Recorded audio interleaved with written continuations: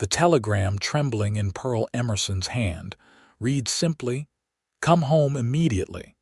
But those 3 words felt like a noose tightening around her throat as she stood on the dusty platform in Bandera, Texas, watching the evening sun paint the horizon blood red.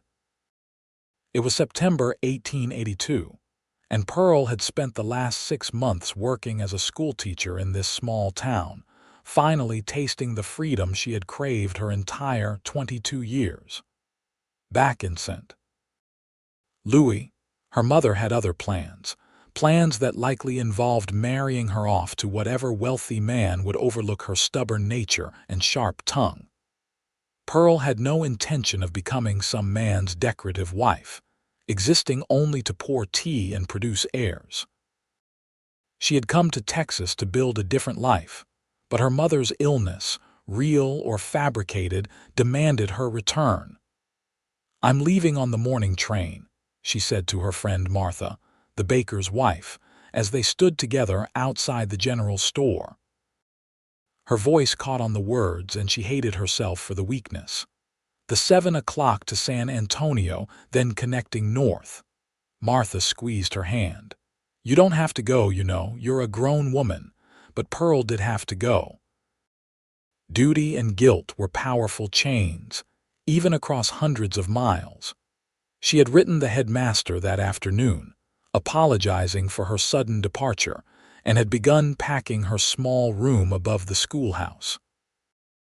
Everything she had built here, the children who were finally learning to love books, the small garden she had planted, the careful independence she had cultivated, would be left behind like so much dust. What Pearl didn't know was that Frank Yates had been standing just around the corner of the general store, close enough to hear every word. Frank was a cowboy through and through, 26 years old with sun-weathered skin and hands calloused from rope and reins.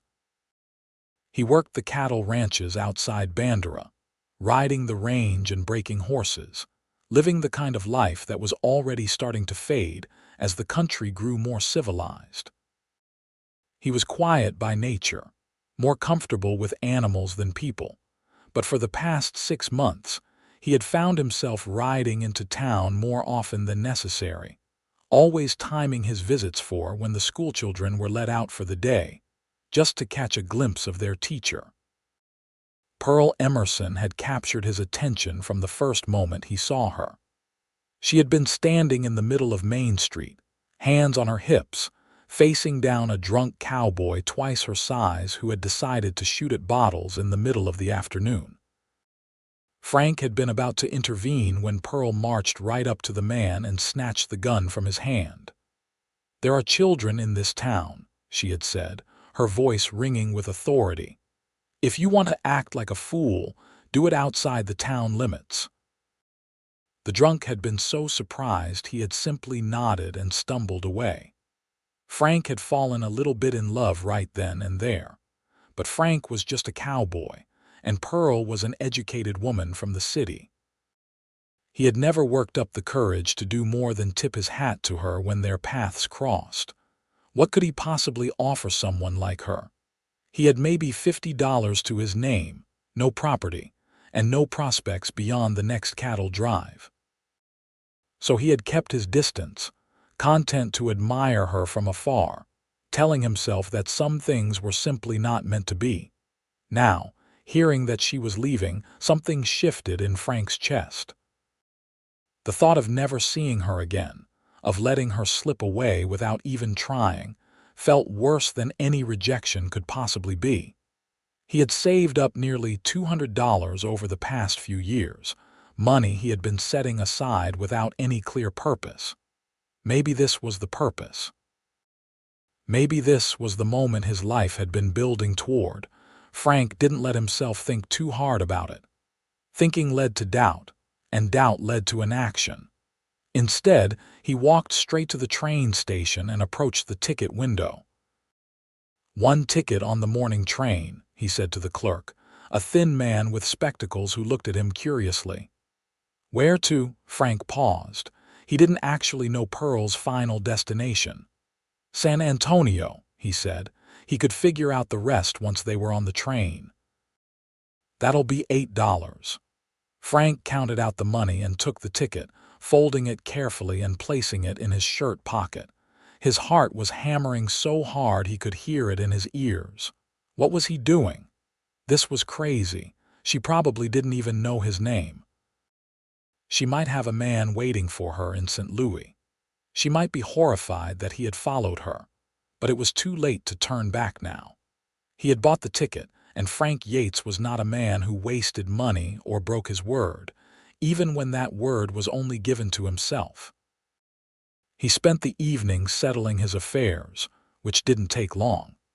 He told his boss at the ranch that he was leaving, collected his final pay, and packed his few belongings into a worn leather saddlebag. He owned 2 shirts, an extra pair of trousers, a good coat, a gun he rarely used, and a small Bible his mother had given him before she died. Everything he had in the world fit into one bag. That night, Frank barely slept.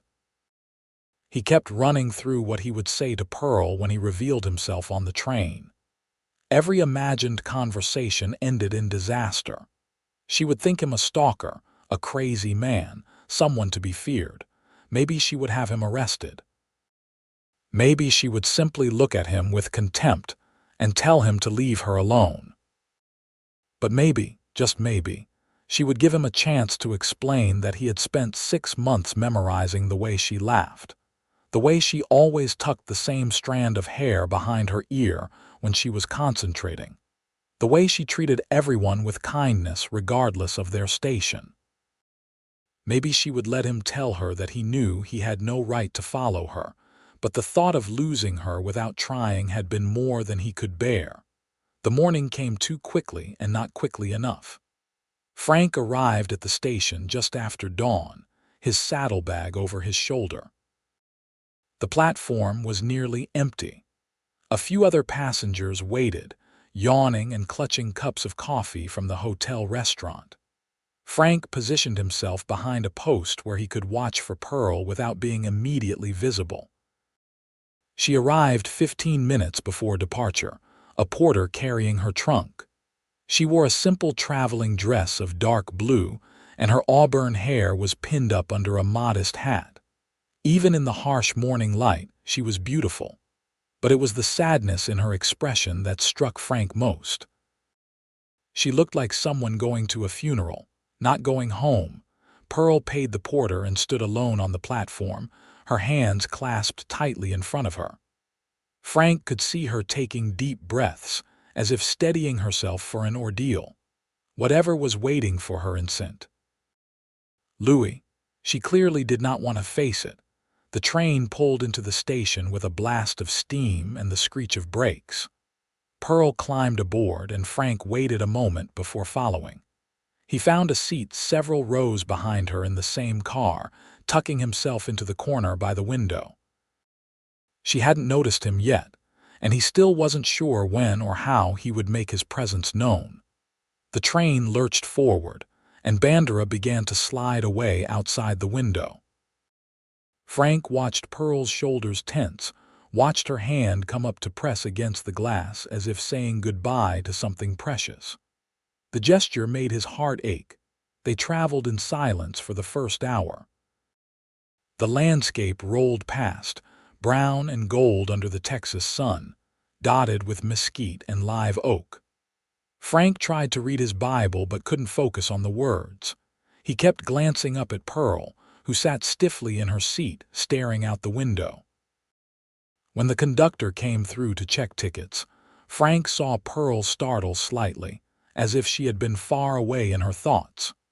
She handed over her ticket, and Frank did the same when the conductor reached him. The man moved on without comment, and Frank thought he had escaped notice, but then Pearl turned around. Their eyes met, and Frank saw surprise flash across her face, followed by confusion. She knew him by sight, as everyone in Bandera knew everyone else, but they had never been properly introduced. For a long moment, they simply looked at each other, and Frank felt his carefully prepared words evaporate like dew under the sun. Mr. Yates, Pearl said slowly, and Frank was absurdly pleased that she knew his name. Are you traveling to San Antonio as well? This was the moment. Frank could lie, could pretend this was a coincidence, could save them both the embarrassment of the truth. But he had never been good at lying, and he didn't want to start now, not with her. I'm traveling wherever you're traveling, Miss Emerson, he said, his voice rough but steady. I heard you were leaving. I couldn't let you go without telling you something I should have said months ago. Pearl's eyes widened and a flush crept up her cheeks. I don't understand. Frank stood and moved closer, though he was careful to maintain a respectful distance. The other passengers in the car were mostly dozing or reading newspapers, paying them no attention. I know I have no right to follow you like this. I know it must seem strange, maybe even frightening. If you want me to get off at the next stop, I will. But I had to take the chance. The chance for what? Pearl's voice was barely above a whisper. The chance to tell you that I've been half in love with you since the day you faced down Big Pete Davidson in the middle of Main Street. The chance to ask if maybe, just maybe, what you're running back to Incent. Louis isn't what you really want. Pearl's hand went to her throat, a gesture of surprise or perhaps distress. You don't know anything about my situation. You're right, I don't. But I know that you looked happy here in Bandera. I know that you looked like you belonged. And this morning, watching you get on this train, you looked like someone going to their execution. Frank twisted his hat in his hands, all his nervousness showing now. I have some money saved. Not much, but enough to give us a start somewhere. It doesn't have to be Bandera. It could be anywhere you want. I can work, I can provide. I know I'm just a cowboy and you're an educated woman, but I promise you I would spend every day trying to make you happy. The silence that followed was the longest of Frank's life. Pearl stared at him with an expression he couldn't read, her lips parted in shock. The train rattled on beneath them, carrying them forward through the Texas countryside, and Frank wondered if he had just made the biggest mistake of his life. You barely know me, Pearl finally said, but her voice was soft, not angry. I know enough. I know you're kind to your students. I know you help Mrs. Martinez with her English even though you're not paid to. I know you love books and hate injustice, and you're not afraid of anything, even when maybe you should be. Frank took a breath. I know that I've never felt about anyone the way I feel about you, and I couldn't let you leave without telling you that. Tears were gathering in Pearl's eyes and Frank's stomach dropped.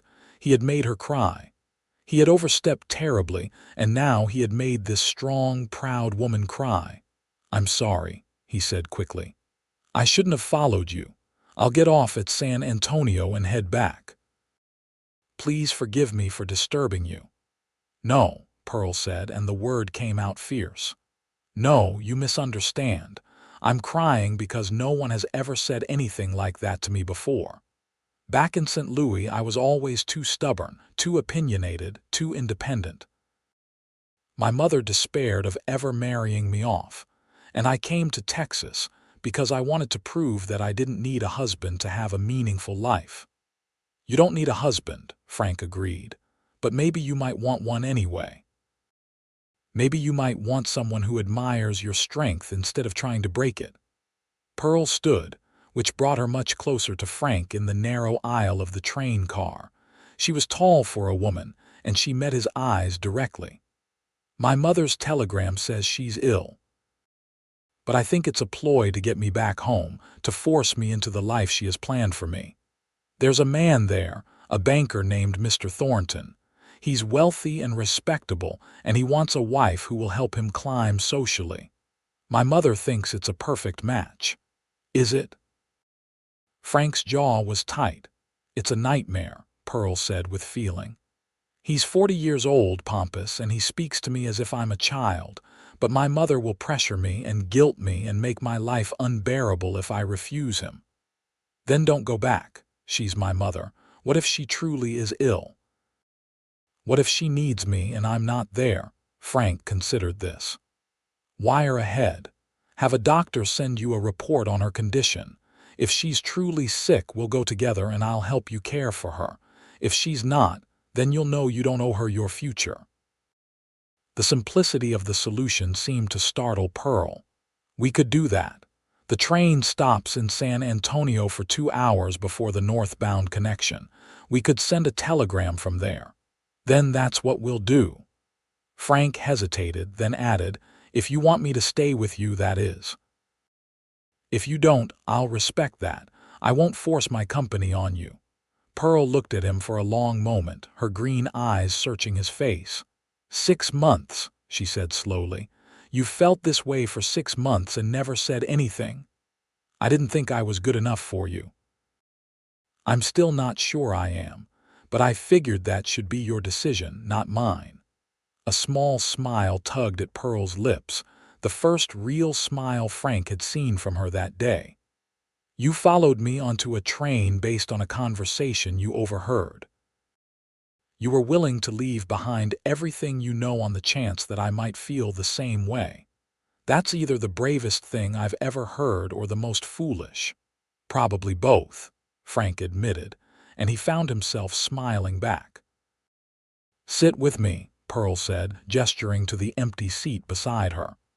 If we're going to do this, whatever this is, we should at least talk properly. Frank sat, his heart soaring. She hadn't sent him away. She was giving him a chance. They talked for the next 3 hours, the miles rolling away beneath them as the train carried them toward San Antonio. Pearl told him about growing up in St. Louis, the daughter of a widow who had married well the second time, but never stopped worrying about social status and security. She told him about her love of teaching, how she felt most alive when she saw a child's face light up with understanding. She told him about feeling trapped by expectations, about the slow suffocation of being told who she should be instead of being allowed to discover it for herself. Frank told her about growing up on a small ranch in South Texas, about losing both his parents to fever when he was 17, about spending the last 9 years working wherever the work took him. He told her about the freedom of the open range, but also the loneliness of it, about sleeping under the stars and wondering if there was more to life than the next cattle drive. He told her about seeing her that first day and feeling like he had been struck by lightning. I never knew you noticed me, Pearl said. I saw you around town, of course. You were hard to miss, but you never spoke to me. I wanted to. I just didn't know what to say. I'm not good with words, not like educated people. You did fine this morning, Pearl said, and there was warmth in her voice that made Frank's chest feel tight with hope. When they pulled into San Antonio, the city was bustling with activity. San Antonio in 1882 was a crossroads, a place where Mexican culture blended with German immigrants and American commerce, where cattle drives met the railroad, and fortunes were made and lost. The station was crowded with travelers, vendors calling out their wares, and porters rushing to load and unload luggage.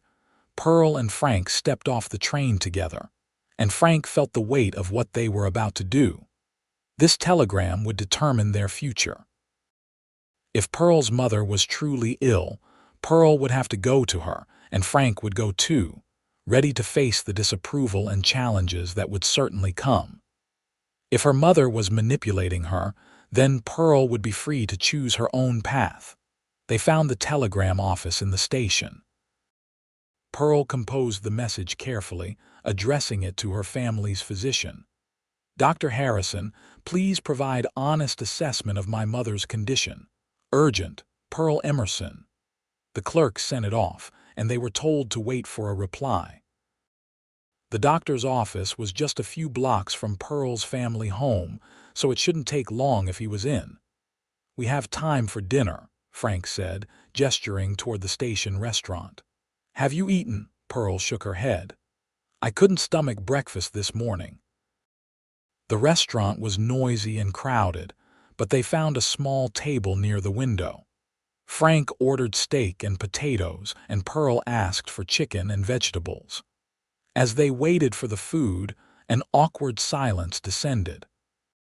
The intimacy of their conversation on the train seemed harder to recapture here, with the noise and bustle around them. "Are you frightened?" Frank asked finally. Pearl considered the question. "Yes, but not of you if that's what you're asking. I'm frightened of making the wrong choice. What if I choose freedom and then regret it? What if my mother does need me and I'm not there? What if I take you up on your offer and we discover we're completely incompatible?" "Those are all fair fears," Frank acknowledged. "But what if you go back to St. Louis and marry Mr. Thornton and spend the rest of your life wondering what could have been? What if you sacrifice yourself for your mother and she's not even truly sick? What if we're more compatible than you could ever imagine?" Pearl laughed, a real laugh this time. "You make it sound so simple." "Maybe it is simple. Maybe we make it complicated because we think it should be." Their food arrived and they ate quietly, both lost in thought. Frank tried not to watch Pearl too obviously, but he couldn't help stealing glances. The way afternoon light came through the window and touched her hair, the graceful movement of her hands, the small frown of concentration when she was thinking hard about something. He wanted to memorize everything about her. After dinner, they returned to the telegram office. A reply was waiting. Pearl's hands shook as she opened it. Frank watched her face, trying to read her expression as she scanned the message. Her eyes closed briefly, and he couldn't tell if it was relief or disappointment. "He says she's in perfect health," Pearl said quietly. "He saw her just yesterday for her regular appointment. She has no illness beyond the usual minor complaints of a woman her age. He says, and I quote, 'I am puzzled by your inquiry as I spoke with her this morning, and she made no mention of feeling unwell.'" "So it was a trick," Frank said, anger rising on Pearl's behalf. "It was a trick." Pearl folded the telegram carefully and placed it in her handbag. "She lied to get me home. She's not dying. She's not even particularly sick. She just wanted to manipulate me back into her orbit." "What do you want to do?" Pearl raised her eyes to his, and Frank saw something shift in her expression. The uncertainty was gone, replaced by determination. "I want to send her a telegram telling her I won't be coming home. I want to buy a ticket back to Bandera. And I want to see if a cowboy and a schoolteacher can build something real together." Frank felt like his heart might burst. "Are you sure?" "I've never been more sure of anything in my life. I came to Texas to find freedom and I found it. I'm not giving it up, not for anyone. And if you're offering me partnership instead of possession, respect instead of restrictions, then yes, Frank Yates, I want to take that chance." They sent the telegram to Pearl's mother. Pearl kept it brief and polite but firm. "I am in good health and have decided to remain in Texas. I will write with details soon. Please do not send fabricated emergencies to manipulate me home. Pearl." Then they approached the ticket window together. The return train to Bandera wouldn't leave until the next morning, which meant they needed somewhere to stay for the night. Frank's mind immediately went to the logistics and propriety of the situation. "There's a respectable boarding house near here," he said. "Mrs. Chen runs it.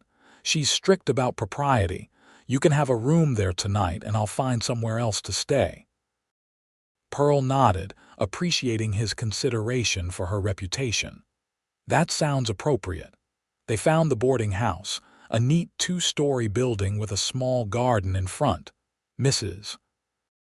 Chen was a tiny Chinese woman who had come to San Antonio years ago and carved out a successful business through hard work and shrewd management. She looked Frank and Pearl over with sharp eyes that missed nothing. "One room for the lady," Frank said. "Just for tonight." "And for you, Mrs. Chen asked. "I'll find somewhere else." Mrs. Chen's expression softened slightly. "There's a room in the stable loft, clean with a good bed. $2 includes dinner and breakfast for both of you." Frank accepted gratefully and paid. Mrs. Chen showed Pearl to a small but spotless room upstairs, and Frank left his saddlebag in the stable loft. They met again in the boarding house's dining room, where Mrs. Chen served a simple but delicious meal of rice, vegetables, and pork. There were a few other boarders at the table, and the conversation was general and polite. But under the table, Pearl's foot accidentally brushed Frank's, and neither of them moved away. That small point of contact felt electric. After dinner, Frank walked with Pearl in the small garden as the sun set. The air was cooling, and evening birds sang in the trees.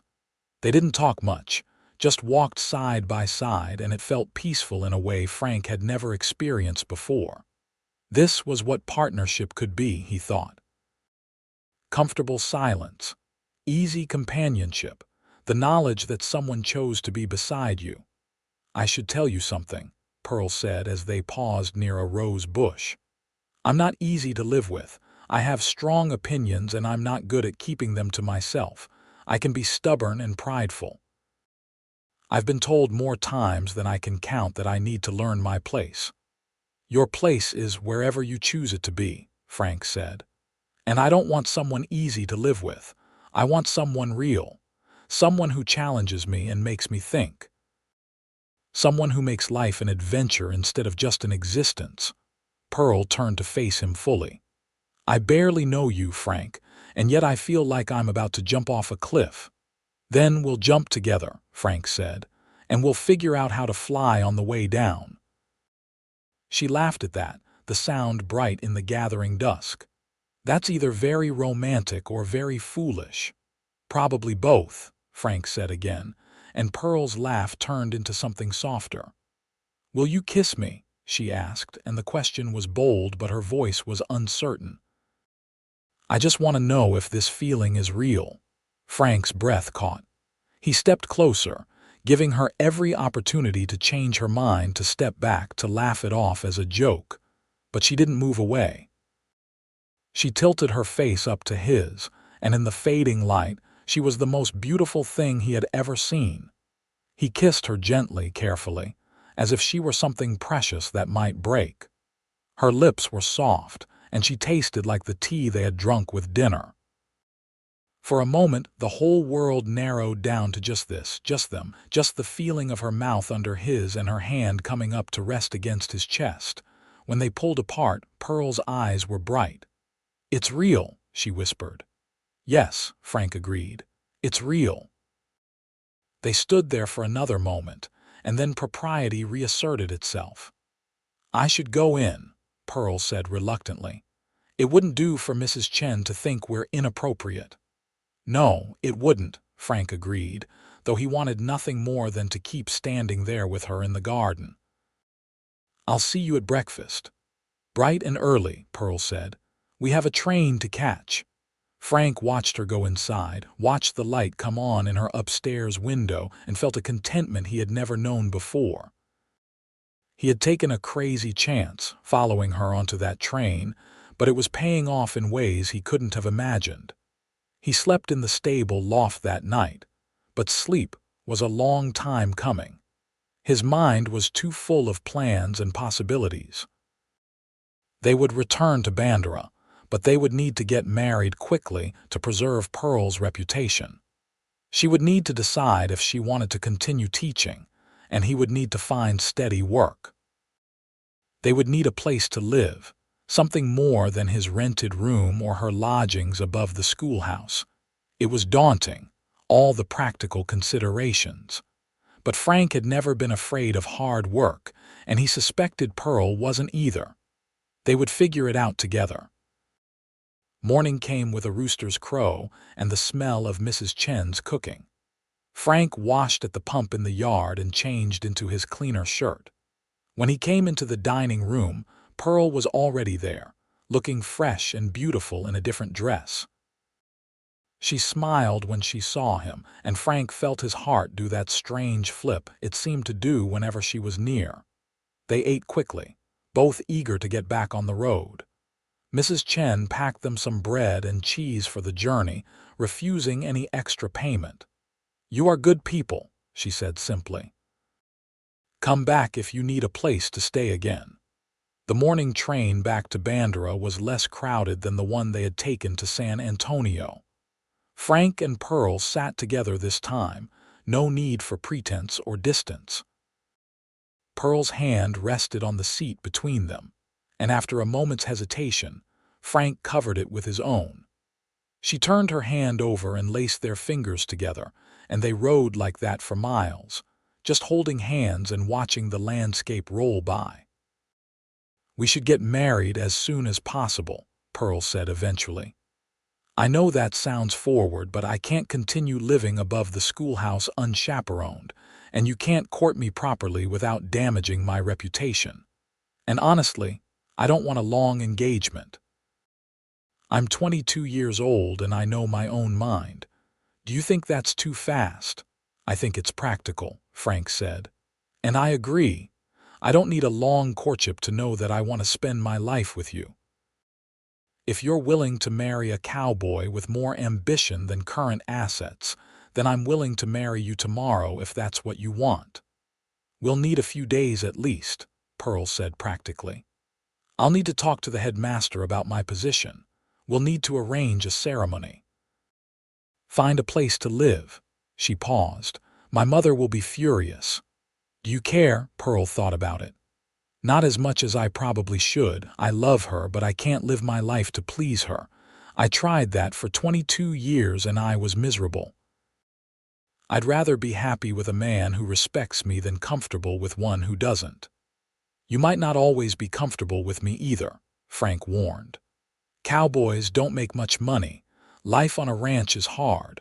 There will be times when money is tight and the work is difficult." "I grew up with money," Pearl said. "It didn't make my family happy. My stepfather is wealthy and he's also a miserable, controlling man. My mother has every material comfort and she's never satisfied. I'd rather struggle with someone I love than live in luxury with someone I don't." The conviction in her voice made Frank love her even more. "I promise you this," he said seriously. "I will work hard every day to provide for you and any family we might have. I will respect your intelligence and your opinions. I will never ask you to be less than you are. And I will love you with everything I have for as long as I live." Tears sparkled in Pearl's eyes. "That's all I've ever wanted. Someone who sees me as a partner, not property. Someone who wants me to be fully myself." "Then that's what you'll have," Frank promised. They arrived back in Bandera just before noon. The town looked exactly as they had left it, dusty and small and perfect. Frank helped Pearl with her trunk and they walked together toward the center of town. People stared, and Frank could practically hear the gossip starting already. Pearl Emerson and Frank Yates, arriving back together after leaving separately. The town would be buzzing with speculation by dinner time. Their first stop was the schoolhouse. The headmaster, Mr. Winters, was a stern man in his 50s who believed in education and propriety in equal measure. He looked up from his desk when Pearl knocked on his office door, surprise clear on his face. "Miss Emerson, I received your resignation. I confess I'm surprised to see you back." "I owe you an explanation and an apology," Pearl said. "I left rather hastily. But circumstances have changed, and I'd like to withdraw my resignation if the position is still available." Mr. Winters glanced at Frank, who stood behind Pearl in the doorway. "And what circumstances would those be?" "Mr. Yates and I are engaged to be married," Pearl said calmly. "We'll be wed within the week. I intend to continue teaching after the marriage if you'll allow it. I know some school boards don't permit married women to teach, but I hope you'll make an exception." Mr. Winters leaned back in his chair, studying them both. "You're aware this will cause talk, Miss Emerson." "I'm aware. But I'm also the best teacher you have for those children, and you know it. My marital status doesn't change my ability to teach reading and arithmetic." A small smile tugged at Mr. Winter's mouth. Indeed it does not. Very well, Miss Emerson. Your position remains yours at least until such time as you choose to start a family. At that point, we'll need to revisit the situation. That's fair, Pearl agreed. Thank you, Mr. Winters. They left the schoolhouse and walked toward the general store, where Frank knew they would find the town's unofficial information hub. Mrs. Patterson, the store owner's wife, was behind the counter when they entered, and her eyes widened when she saw them together. Miss Emerson and Mr. Yates. We heard you'd left town, Miss Emerson. I had intended to, Pearl said, but plans changed. Mrs. Patterson, I wonder if you could help us. Mr. Yates and I are engaged to be married, and we need to make arrangements rather quickly. Do you know if Reverend Thomas is available this week, Mrs. Patterson's hand flew to her chest. Engaged? Well, I never. That is, congratulations, of course, but this is quite sudden. When you know, Frank said simply, and Pearl squeezed his hand. Mrs. Patterson recovered quickly from her surprise and became all business. Well, let me see. The Reverend should be free. You'll need witnesses, of course, and someone to help prepare for a reception, however small. Miss Emerson, do you have a dress? I have my Sunday dress. That will do fine. Nonsense. You need a proper wedding dress. I have some lovely fabric that just came in, cream-colored with lace trim. Mrs. Henderson is the best seamstress in town. I'll send word to her right away. Mrs. Patterson was already pulling out paper and pencil, making lists. And we'll need food for a reception. Nothing fancy, but something. The church social hall would be appropriate. Pearl looked overwhelmed by the sudden planning, and Frank stepped in. Mrs. Patterson, we appreciate your help, but we're hoping to keep this simple. Just a small ceremony and a few friends. Absolutely not, Mrs. Patterson said firmly. Miss Emerson is beloved by everyone in this town. The children adore her, and all of us have seen how much she's contributed to Bandera. If you think we're going to let her get married without a proper celebration, you're mistaken. Now, let's see, Saturday would be best. That gives us 4 days to prepare. Pearl looked at Frank helplessly, and he could see she was caught between amusement and anxiety. Saturday would be fine, he said. Thank you, Mrs. Patterson. The next 4 days passed in a whirlwind of activity. True to her word, Mrs. Patterson organized the entire town. Mrs. Henderson appeared at Pearl's lodgings the very next morning with fabric and measuring tape, refusing to take no for an answer. Martha from the bakery insisted on making the wedding cake. The men from the ranch where Frank worked took up a collection to help the couple get started, presenting Frank with an envelope containing nearly $100. We take care of our own, his boss, Mr. Ramsey, said gruffly.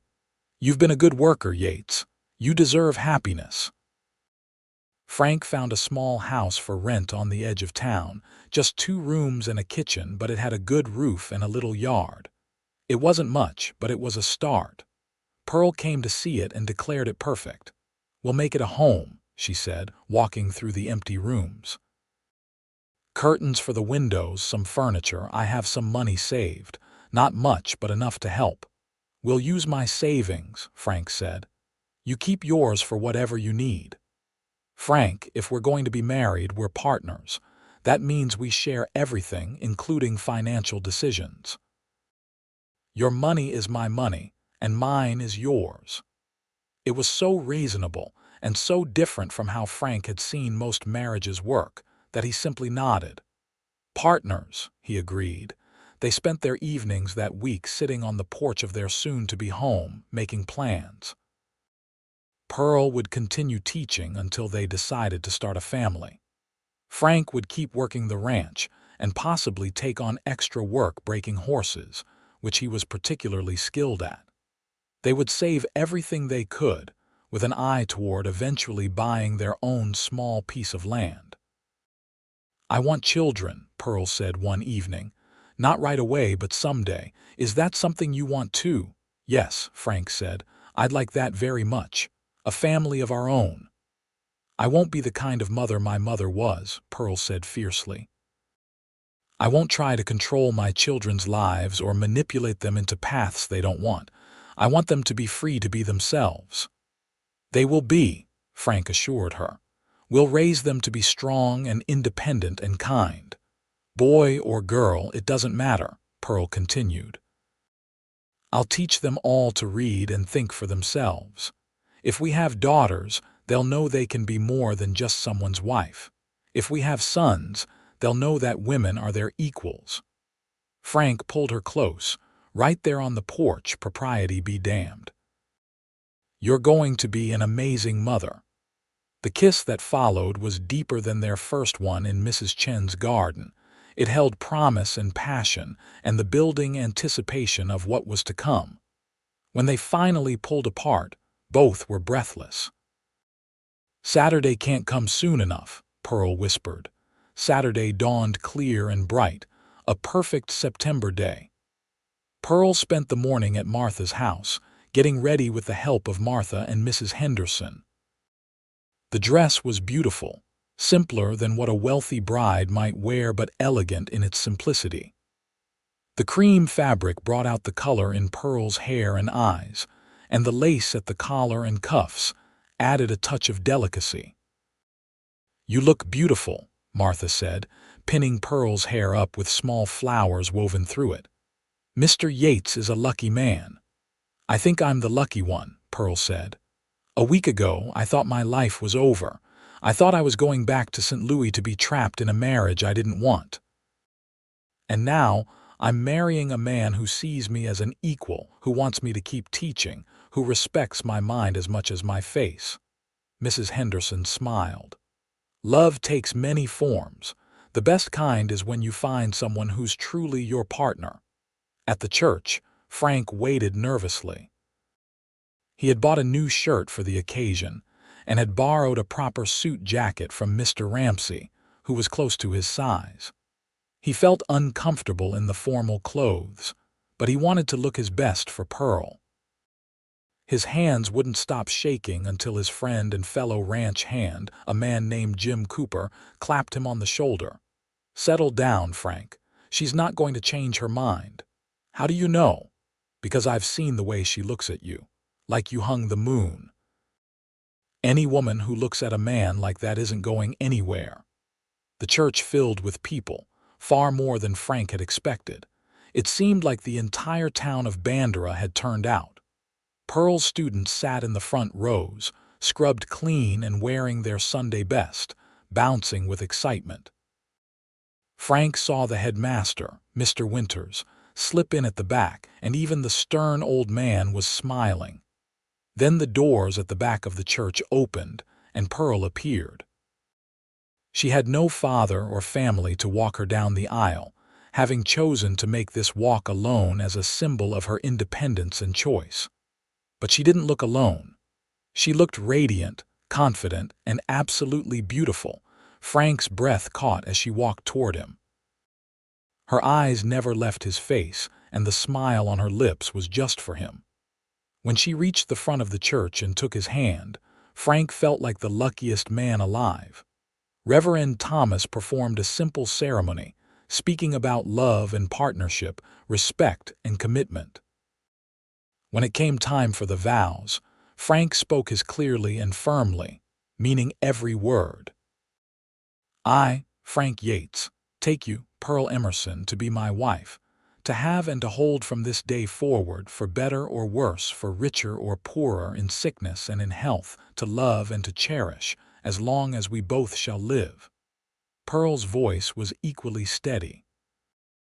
I, Pearl Emerson, take you, Frank Yates, to be my husband, to have and to hold from this day forward, for better or worse, for richer or poorer, in sickness and in health, to love and to cherish, as long as we both shall live. They exchanged simple gold bands that Frank had purchased with some of his savings, and then Reverend Thomas pronounced them man and wife. You may kiss your bride, he said with a warm smile. Frank kissed Pearl there in front of the whole town, and the church erupted in applause. When they pulled apart, both were smiling so hard their faces hurt. The reception in the church social hall was lively and joyful. Mrs. Patterson and the other ladies had outdone themselves, preparing tables full of food. Martha's wedding cake was a work of art, 3 layers covered in white frosting and decorated with sugar flowers. The children from Pearl's class presented her with a handmade card they had all signed. People came up throughout the afternoon to congratulate them and offer advice. Some of it was standard wedding wisdom, but some was specific to their situation. "Don't let her independence scare you," Mr. Winters told Frank quietly. "A strong wife will make you a better man, not a weaker one." "Don't let him be too proud to accept your help," Mrs. Henderson told Pearl. "Partnership means supporting each other, and that goes both ways." As the afternoon wore on, Frank and Pearl found themselves standing together near the window, watching their neighbors celebrate.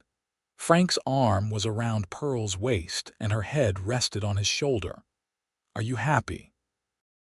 Frank asked softly. "Happier than I've ever been," Pearl replied. "A week ago I was preparing to go back to a life I hated. Now I'm married to a man I love in a town that feels like home with a job I adore. It feels like a dream." "It's real," Frank assured her. "This is our life now." "Our life," Pearl repeated, and she turned to kiss him again. "I like the sound of that." As evening fell, the party began to wind down. People started heading home, calling out final congratulations and good wishes. Frank and Pearl thanked everyone for coming and for their generosity. The house fund from Frank's ranch colleagues, combined with gifts from townspeople, meant they would be able to furnish their little house properly and have a nice cushion for emergencies. Finally, they were able to leave, walking hand in hand through the darkening streets of Bandera toward their new home. Someone, probably Martha, had been by earlier to light lamps and leave flowers in the bedroom. The house glowed warmly in the twilight. Frank carried Pearl over the threshold, making her laugh. "You know that's meant to protect against evil spirits," she said as he set her down. "Can't be too careful," Frank teased. They stood in their small front room, suddenly shy with each other. They had been so busy with the wedding preparations and getting to know each other during chaperoned visits that they hadn't had much time alone. Now they were married, and the night stretched ahead of them. Pearl took off her flower crown and set it carefully on the small table. "I should confess something," she said. "I'm nervous." "So am I," Frank admitted. "I know what's supposed to happen, theoretically, but knowing and doing are different things." Frank moved closer and took her hands. "We don't have to do anything you're not ready for. We have the rest of our lives together. There's no rush." Pearl looked up at him, and the trust in her eyes made Frank's heart ache. "I want this," she said. "I want you. I'm just nervous because I want it to be right." "Then we'll make it right," Frank said. "Together." He kissed her gently, and she responded, her arms coming up around his neck. The kiss deepened, grew more passionate, and Frank felt desire rising but kept it carefully controlled. This first time needed to be about Pearl, about her comfort and pleasure, not his impatience. They helped each other out of their wedding clothes, Pearl's fingers fumbling with the buttons on Frank's borrowed jacket, Frank carefully unhooking the back of her beautiful dress. They were both trembling by the time they climbed into the bed, but it was anticipation now rather than nervousness. Frank was gentle and patient, and Pearl was brave and willing, and together they figured out the ancient dance of intimacy. There was some awkwardness, some moments where they had to laugh at their inexperience, but there was also tenderness and growing passion, and finally completion that left them both breathless and amazed. Afterward they lay tangled together in the narrow bed, Pearl's head on Frank's chest, his arms around her. The night air drifted through the open window, bringing the scent of sage and cedar. "Are you all right?" Frank asked, stroking her hair. "I'm perfect," Pearl said. "That was perfect." "You were perfect. I don't know about perfect, but I'm glad you're happy. I'm more than happy. I'm loved, I'm respected, I'm free to be myself. That's more than I ever dreamed of having."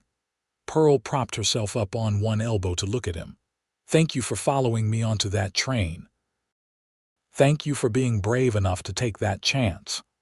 "Thank you for giving me a chance," Frank replied. "Thank you for choosing this life, choosing me when you could have had comfort and security in St. Louis." "This is security," Pearl said. "Knowing I'm with someone who truly sees me, who values me. That's more secure than any amount of money could ever make me feel." They made love again that night, slower this time, learning each other's bodies and preferences. By the time they finally fell asleep in the early hours of morning, they felt like they had known each other for years instead of days. The first weeks of married life were an adjustment, but a happy one. Pearl returned to teaching, and Frank went back to work at the ranch. They established routines, learning to share space and make decisions together. Pearl discovered that Frank snored lightly and was completely helpless at cooking anything more complicated than beans and bacon. Frank learned that Pearl sang while she worked, had to read for at least an hour before bed, and was fiercely protective of her students. They had their first real argument about a month after the wedding. Frank had been offered extra work breaking a particularly difficult horse, dangerous work that paid well. Pearl objected, worried that he would be hurt. Frank felt she was trying to control him. Voices were raised, and Pearl ended up sleeping in the other room. But in the morning, they talked it through. Frank acknowledged that her fear was legitimate and came from love, not a desire to control. Pearl admitted that Frank had to make his own decisions about risk, and she needed to trust his judgment. They compromised, Frank agreeing to let Pearl know when he was doing particularly dangerous work, Pearl agreeing not to try to stop him. "Marriage is harder than I thought it would be," Pearl said as they made up. "But also better." "It's work," Frank agreed, "but it's good work, worth doing." Letters eventually came from St. Louis. Pearl's mother was predictably furious, accusing Pearl of throwing away her future on a worthless cowboy, of embarrassing the family, of being selfish and foolish. The letters were mean-spirited enough that Frank wanted to write back himself, but Pearl stopped him. "She'll never understand," Pearl said. "She measures everything by money and social position. The fact that I'm happy doesn't matter to her. The best thing I can do is lie well and prove her wrong." Pearl wrote back once, a brief letter explaining that she had married a good man, was continuing to teach, and was happy.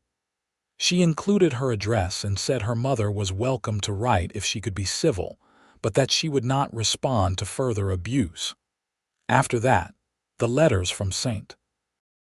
Louis stopped, though Pearl did receive a brief note from her younger sister congratulating her and expressing envy at her courage. As winter approached, Pearl discovered she was pregnant. She had suspected for a few weeks, but when Dr. Williams confirmed it, she was filled with a complicated mix of emotions. She was happy, but also frightened. She would have to stop teaching soon, which meant losing income they had come to depend on. And bringing a child into the world was dangerous, as many women in Bandera could attest. She told Frank that evening when he came home from work. He had been looking forward to dinner, but Pearl took his hand and led him to sit down before he could even take off his coat. "I'm pregnant," she said simply. "The baby will come in late spring, probably May or early June." Frank's face went through several expressions in quick succession: surprise, joy, fear, and finally settling on determined happiness. "That's wonderful," he said, pulling her into a hug. "Are you all right? Is everything fine? What did the doctor say?" "He said everything looks normal." I'm healthy, the baby seems fine, but Frank, I'll have to stop teaching soon, maybe after Christmas. We'll lose my income. We'll manage, Frank said firmly. I'll take on more work, we have savings, and babies don't need much at first. Babies need everything, Pearl said, but she was smiling. Clothes and blankets and diapers and a cradle. And I'll need things too, maternity clothes and supplies for the birth. Then we'll get what we need. Pearl will be fine. We've been putting money aside. This is exactly the kind of thing we've been saving for. The pregnancy progressed normally, though Pearl found the morning sickness in the early months to be miserable. Frank took over most of the cooking, which meant they ate a lot of simple meals, but Pearl was usually too nauseated to care. He was attentive and worried, insisting she rest more, not lift anything heavy, take care of herself. "You're going to smother me," Pearl said one evening, but her tone was affectionate. "I'm pregnant, not an invalid." "I just want you and the baby to be safe," Frank said. "We will be. Women have been having babies since the beginning of time. I'll be fine." Pearl taught until February, when her condition became too obvious to continue. The children were sad to see her go, but Mr. Winters had found a temporary replacement, and Pearl had prepared detailed lesson plans to make the transition easier. Her students made her cards and drawings, and she cried reading them. "These children love you," Frank said, looking through the pile of gifts. "I love them too. I'll miss teaching. But this is temporary. Once the baby is old enough, I'll go back." The last months of pregnancy were uncomfortable. Pearl was too big to move easily, and the Texas heat, even in spring, was oppressive. She spent most of her time in the house, sewing baby clothes and preparing the small room that would be the nursery. Frank built a cradle with his own hands, working on it in the evenings by lamplight. "You're very talented," Pearl said, watching him sand the wood smooth. "I didn't know you could do this. My father was a carpenter before he bought the ranch. He taught me some. I'm not an expert, but I can manage the basics." The cradle was beautiful, simple but sturdy, with high sides to keep the baby safe. Frank stained it a warm honey color, and Pearl sewed a small mattress to fit inside. They stood looking at it together one evening, the reality of what was coming suddenly very real. "We're going to be parents," Pearl said, her hand on her swollen belly. "Good parents," Frank said. "We're going to give this baby all the love and freedom and opportunity we can." Pearl went into labor on a hot day in late May. Frank had been at work, but came home for lunch and found her bent over the kitchen table, breathing hard through a contraction. He immediately sent for Dr. Williams and for Martha, who had agreed to help with the birth. The labor was long and difficult, stretching through the afternoon and into the night. Frank paced outside the bedroom, listening to Pearl's cries with growing anxiety. Martha came out once to reassure him that everything was proceeding normally, but that did little to calm his nerves. The woman he loved was in pain, and there was nothing he could do to help. Finally, in the early hours of the morning, a baby's cry rang out. Frank stopped pacing, his heart in his throat. Martha opened the door, smiling. "You have a son," she said, "and Pearl is fine. Tired, but fine." Frank rushed into the room. Pearl lay in the bed, pale and exhausted, but smiling. In her arms was a small bundle wrapped in the blanket Mrs. Henderson had made. Dr. Williams was packing up his supplies, looking satisfied. "Everything went well," the doctor said. "Mother and baby are both healthy. She'll need rest and help for the next few weeks, but I expect a full recovery." Frank barely heard him. He was staring at Pearl and the baby, overwhelmed by emotion. Pearl looked up at him and smiled. "Come meet your son." Frank sat carefully on the edge of the bed and looked down at the baby. He was tiny, with a shock of dark hair and a red, wrinkled face. His eyes were closed and his little fists waved in the air. Frank reached out one finger and the baby immediately grasped it, the tiny hand surprisingly strong. "He's perfect," Frank whispered. "He's ours," Pearl said. "What should we name him?"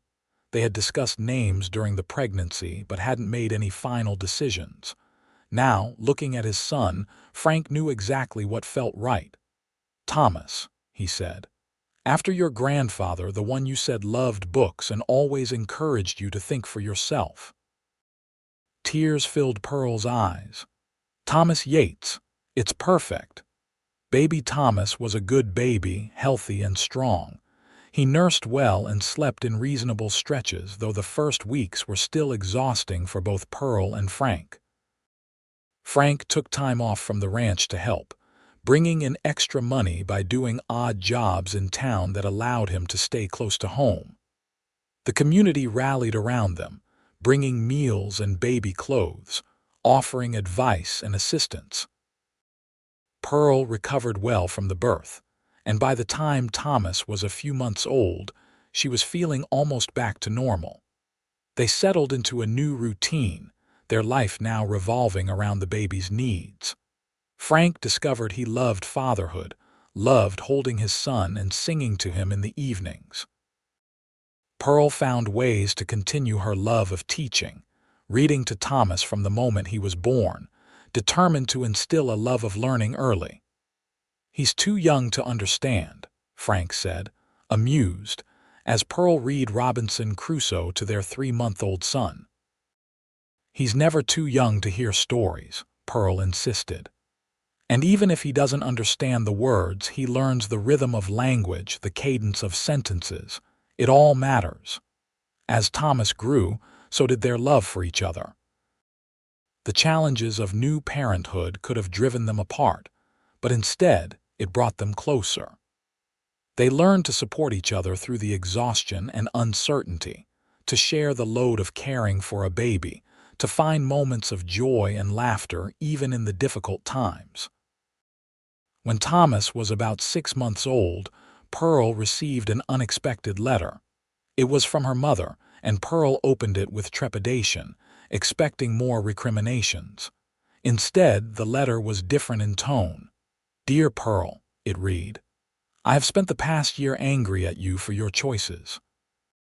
But recently, I learned that Mr. Thornton, the man I wanted you to marry, has been arrested for embezzlement. He was not the respectable man I believed him to be, and marrying him would have brought you nothing but grief. I realize now that perhaps you knew your own heart better than I knew it for you. Your sister tells me you have had a son and that you are happy. I would like, if you are willing, to meet my grandson. I will be traveling to Texas in October on business for your stepfather. Might I visit Bandera? Your mother." Pearl read the letter aloud to Frank, her voice shaking. "She wants to visit. She wants to meet Thomas." "How do you feel about that?" Frank asked carefully. "I don't know. Part of me is still angry at how she tried to manipulate me, but she's my mother and she's making an effort. Maybe people can change." "Then invite her," Frank said. "Let her come. Let her see the life you've built and the man you married. Let her meet her grandson, and then you can decide how much of a relationship you want with her going forward." Pearl wrote back, extending an invitation. In October, true to her word, Pearl's mother arrived in Bandera. Mrs. Emerson was a well-dressed woman in her 50s, and she looked around the small town with barely concealed distaste when she stepped off the train. But when she saw Pearl, her expression softened. "You look well," she said, and there was surprise in her voice as if she had expected to find Pearl haggard and miserable. "I am well," Pearl said. "Mother, this is my husband, Frank Yates." Frank stepped forward and extended his hand. "Mrs. Emerson, welcome to Bandera, Mrs." Emerson shook his hand, her grip brief and formal. "Mr. Yates, I confess I expected someone different. Expected a rough cowboy with no manners," Frank said with a slight smile. "I am a cowboy, madam, but my mother did teach me some manners before she died. Something in Mrs. Emerson's expression shifted, a hint of respect appearing. "I see. Well, shall we go? I'm eager to meet my grandson." At the house, Mrs. Emerson's attitude continued to thaw. The house was small but clean and well kept, clearly a home filled with love. When Pearl brought out baby Thomas, now nearly 6 months old and bright-eyed and curious, Mrs. Emerson's entire demeanor changed. "Oh," she said softly, taking the baby into her arms. "Oh, he's beautiful, Pearl." "He is," Pearl agreed, watching her mother with cautious hope. Mrs. Emerson stayed for 3 days, and by the end of her visit, the relationship between mother and daughter, while not perfect, had improved significantly. Mrs. Emerson apologized for her manipulation, acknowledged that Pearl had made the right choice, and expressed grudging admiration for the life Pearl had built. "You're happy," she said on her last evening as they sat together after dinner. "Truly happy, in a way I never was in my marriages. I think I was wrong to try to force you into my idea of what life should be." "I think you were trying to protect me," Pearl said. "You wanted me to have security, but security isn't just about money. It's also about being with someone who respects you." Mrs. Emerson looked at Frank, who was playing with Thomas on the floor. "He's a good man, isn't he?" "The best," Pearl said simply. "Then I'm glad you didn't listen to me," Mrs. Emerson said. "And I hope you'll let me visit again. I'd like to be part of Thomas's life if you'll allow it." "Of course," Pearl said. "He should know his grandmother." After Mrs. Emerson left, Pearl felt like a weight had been lifted. The breach with her mother wasn't entirely healed, but it was on the path to healing, and that was enough. The years that followed were good ones. Pearl returned to teaching when Thomas was about a year old, bringing him with her to the schoolhouse until he was old enough to play quietly while she taught. The children loved having a baby in the classroom, and Thomas grew up surrounded by books and learning. When Thomas was 3, Pearl discovered she was pregnant again. This time the news was less frightening, tempered by experience. They knew what to expect, knew they could handle the challenges of another child. Their daughter was born in the spring of 1886, an easy birth compared to Thomas's. They named her Margaret, after Frank's mother, and called her Maggie. She was a cheerful baby with Pearl's red hair and Frank's calm temperament. Thomas was fascinated by his baby sister, wanting to help with everything. "Gentle," Pearl would remind him as he tried to pat Maggie's head with his enthusiastic 3-year-old strength. He was a good big brother, protective and loving. Frank had been slowly saving money, and in 1887 he had enough to make a down payment on a small piece of land just outside Bandera. It was only 20 acres, but it was theirs. They built a larger house, one with 3 bedrooms and a real kitchen, and Frank started raising horses in addition to his work at the ranch. Pearl continued teaching, the income essential as they paid off the land.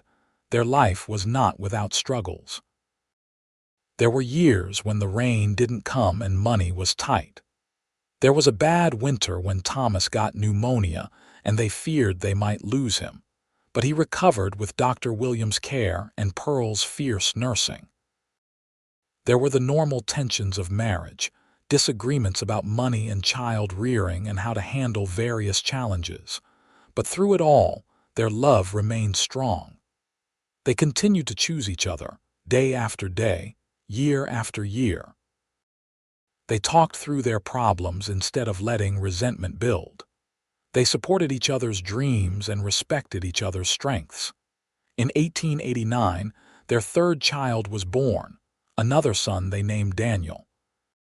By then, Thomas was 6 and Maggie was 3, and the house was full of noise and life and love.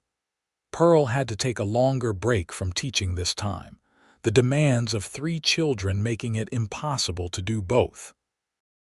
But she taught her own children at home, making sure they learned to read early and fostering their natural curiosity.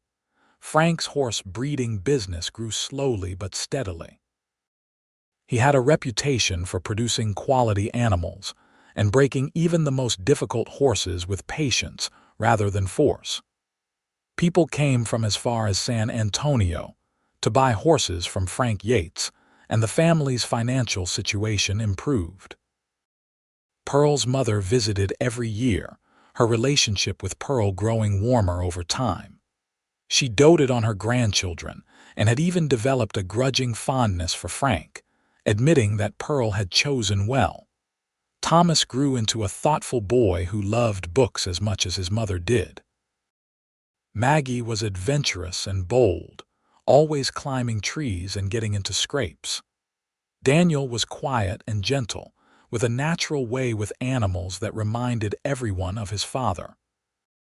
By 1892, 10 years after Frank had followed Pearl onto that train, they sat together on the porch of their home one evening, watching their children play in the yard.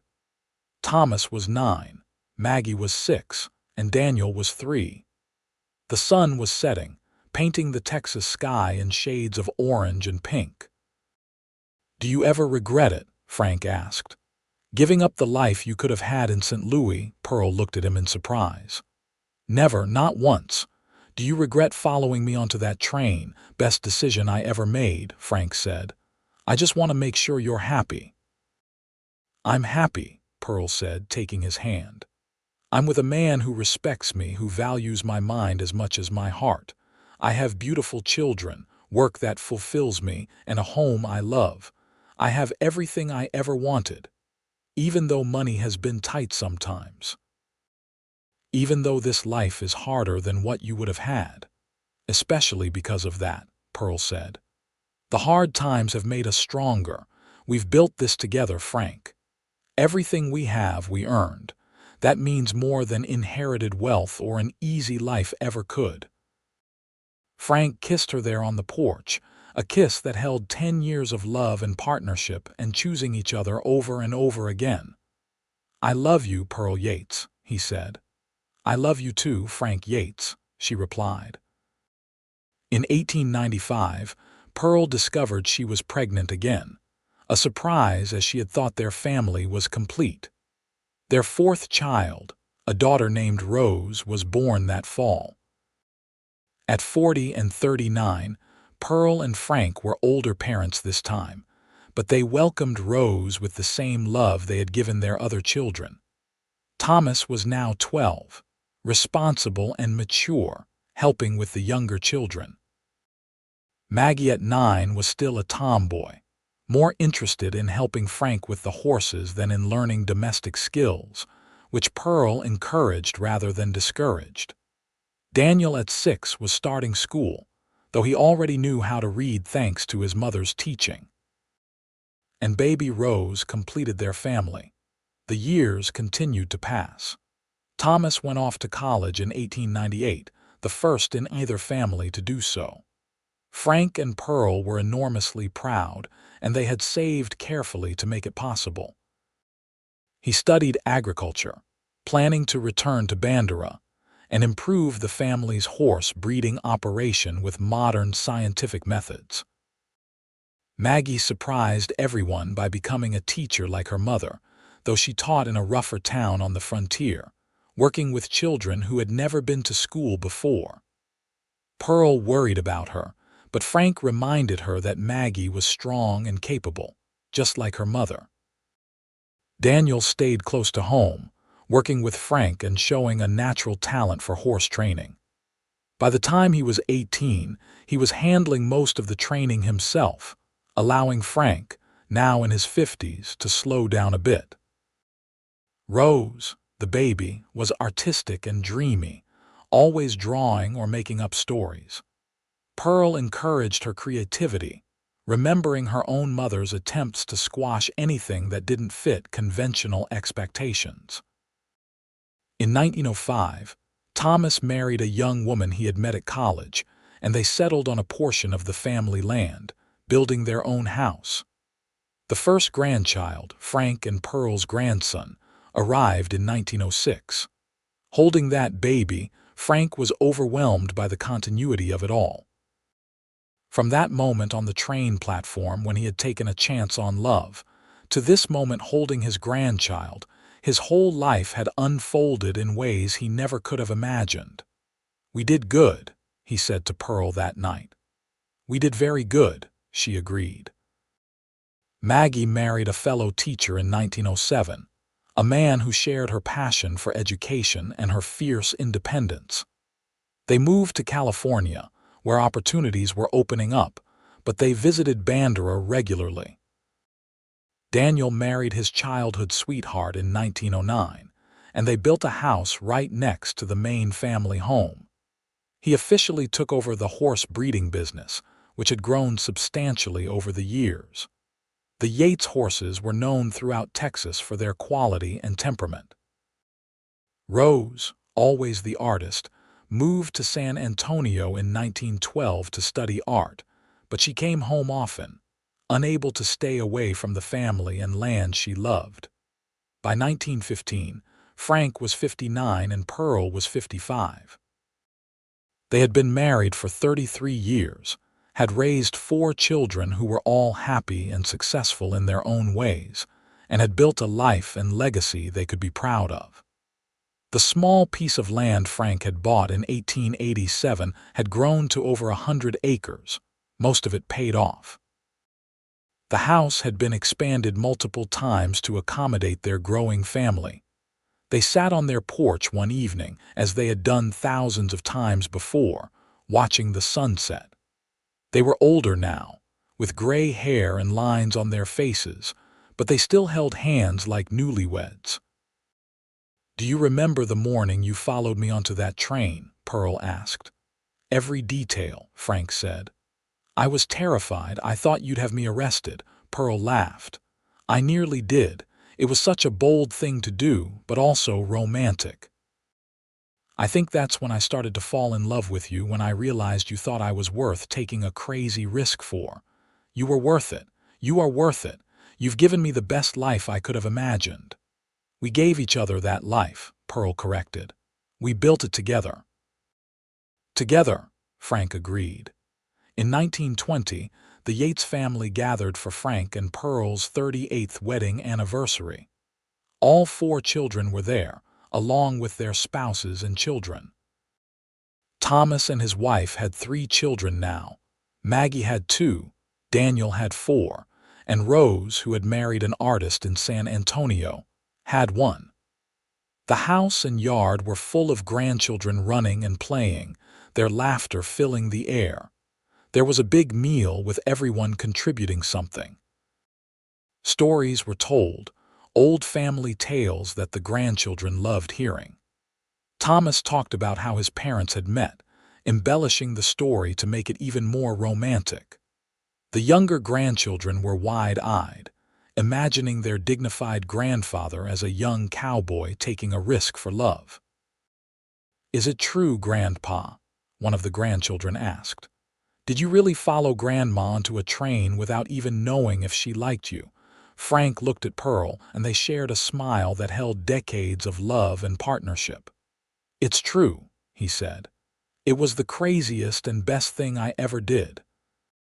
"Grandma, what did you think when you saw him on the train?" another grandchild asked.